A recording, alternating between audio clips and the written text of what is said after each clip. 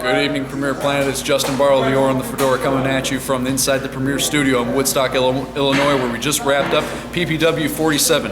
In our opening contest, the Something to Prove Challenge, elimination rules apply. We saw Texas Pete, Max Cruz, Scott Colton, the Science Marcus Smith, and the returning D'Angelo Steele.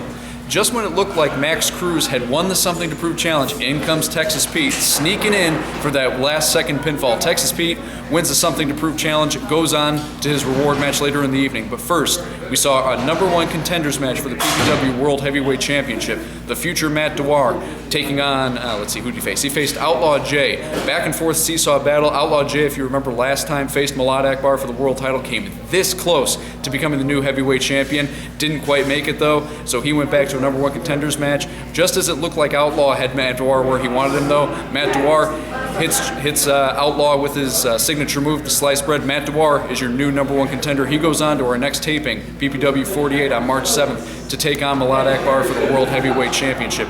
After that, we saw the new tag team champions, Michael Mack and Khalid Chapman, now known as the New Titans, defend against the former champs, Alex Bernardino and Matt Vine.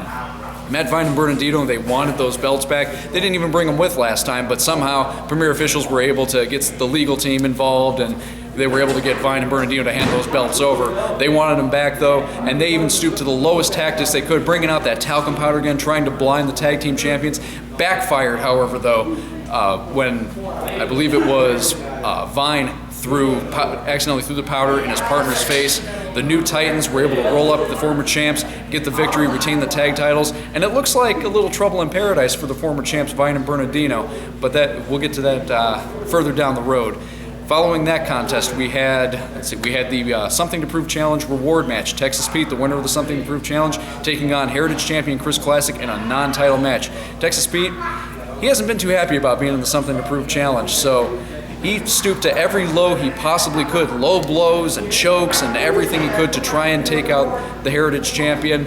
Unfortunately, when it looked like he had won, the referee discovered a shoelace that Texas Pete had wrapped around Chris Classic's neck, disguised as a sleeper hold. The referee reversed the decision. Chris Classic, your winner in that, and unfortunately, Texas Pete, he has to go back to the Something to Prove Challenge now. Not too happy about that. Following that, we had a #2 contenders match. The winner receiving a #1 contenders match at our next event, Chase Gosling versus Genesis.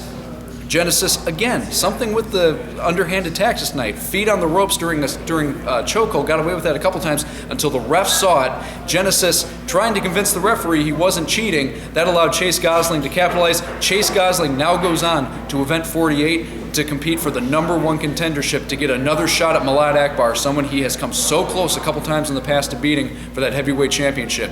And then in our main event, we saw Malad Akbar defend against the #1 contender, Elite EJ Jensen. It's been over a year since these two faced each other, and EJ wanted that belt after not being able to win it over a year ago.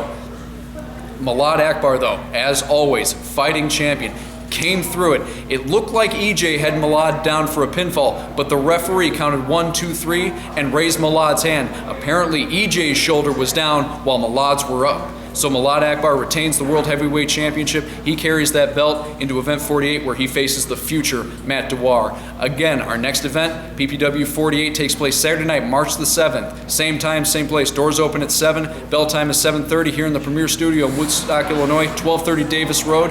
We'll see you there.